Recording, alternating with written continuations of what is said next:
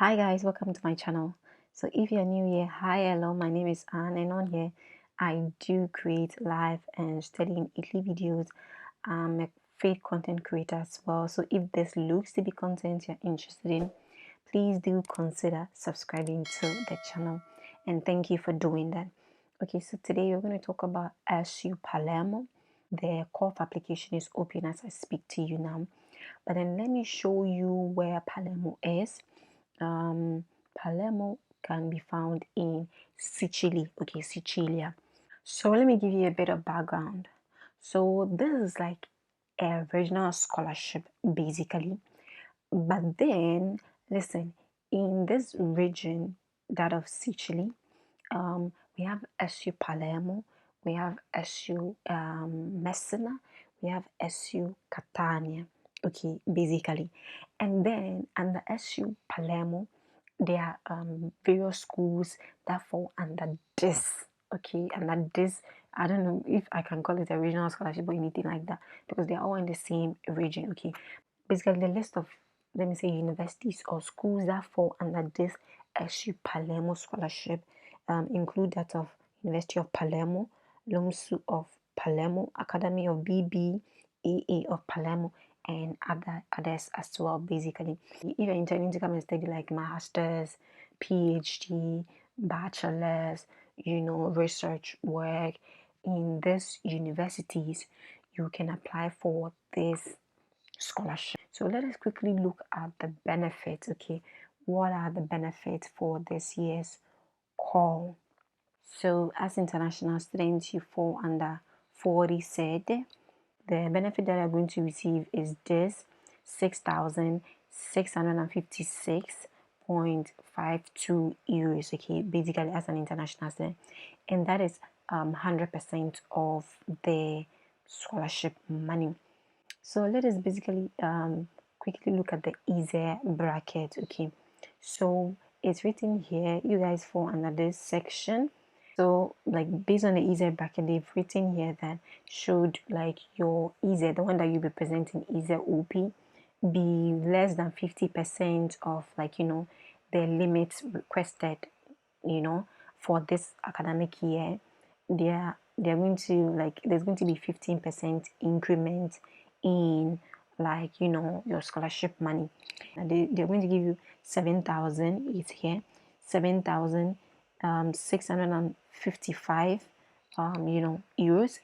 And basically, if you're either fall within the range of 50% or 2/3 of the maximum requested, then you're going to get 100% of the scholarship money, which is 6,656.52.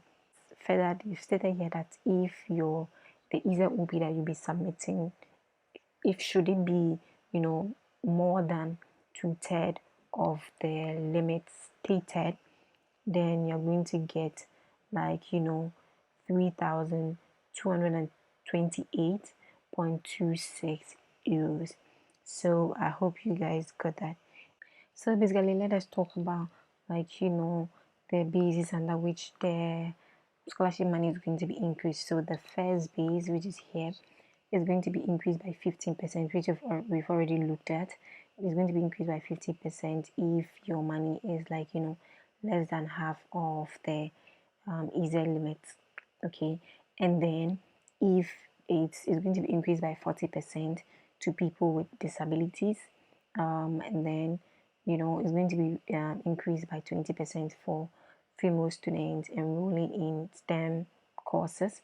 Then it's going to be increased by 20% for students enrolled simultaneously in 2 courses. Okay, this is basically like the section on detailed explanation of the exact amount required for the increment and that of the reduction.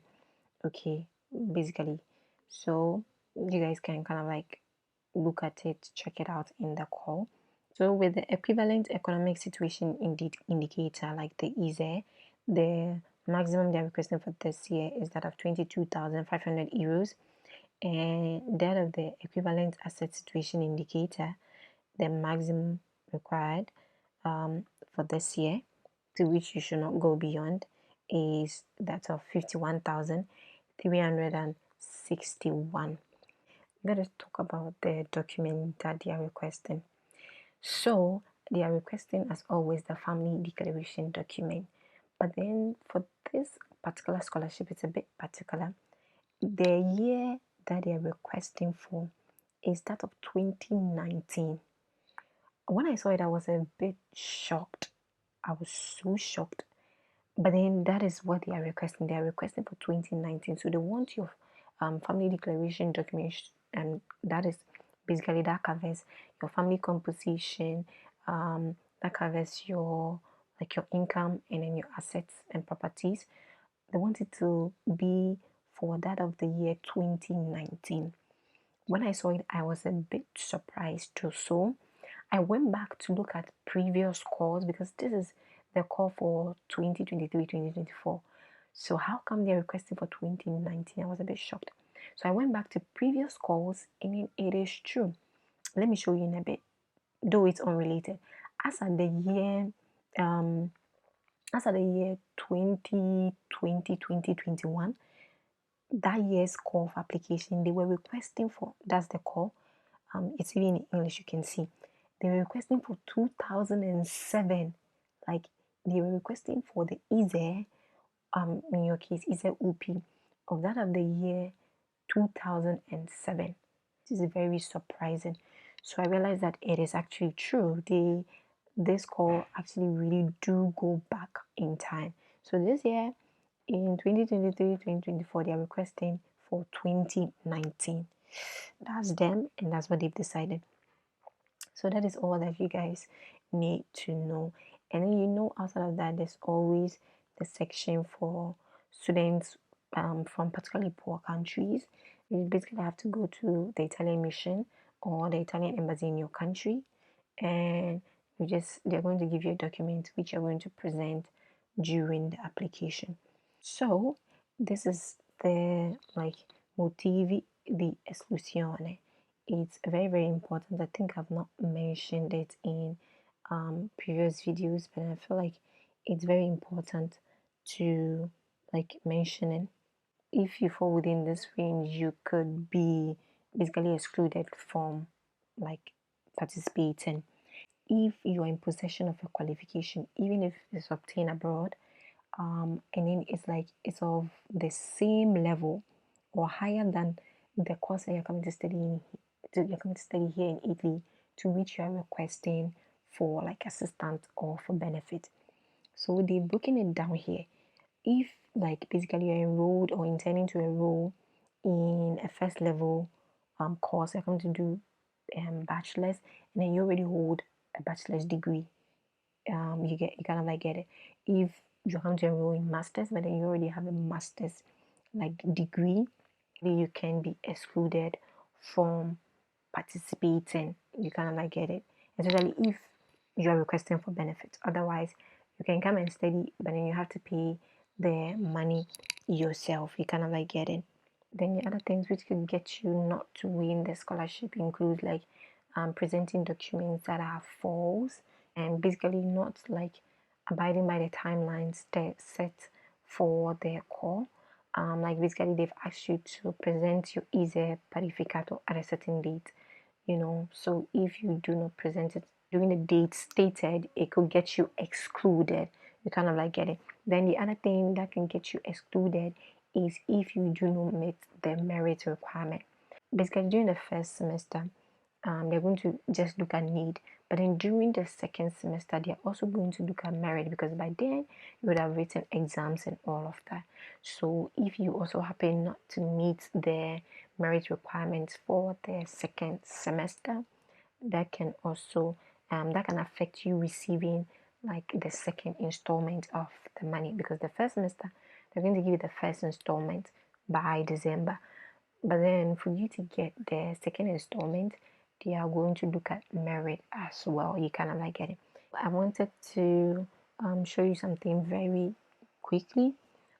Here you can see here, this is about the ISEE parificato, but it's also about the family declaration document. So it's been, aside from you having to present your ISEE parificato by this date, they've also stated that during your application process, you are supposed to present the document that you basically know, the family declaration document. You're supposed to attach it like during the application process. Make sure that that family declaration document should be translated and legalized, and ensure that you attach it when you are presenting the application. You kind of like get it. Yeah, so that is one thing I wanted to mention quickly. It escaped me, but then I just remembered. I was like, let me mention. You can submit the application from today, like from now, till the 31st of July 2023 at 2 p.m. CEST. Yeah, so Central European Summertime. Whenever you have any challenge at all with this application, just email them. You email them and they are going to respond. You can see at this section they've written here, like for any information and or clarification, the ERSU response. You can just send them an email and they're going to, like, respond to you and clarify every doubt or any confusion that you have. Okay, so guys, I hope you found value in this video. I'm wishing you guys the very best. Happy applying and see you in my next video. Bye.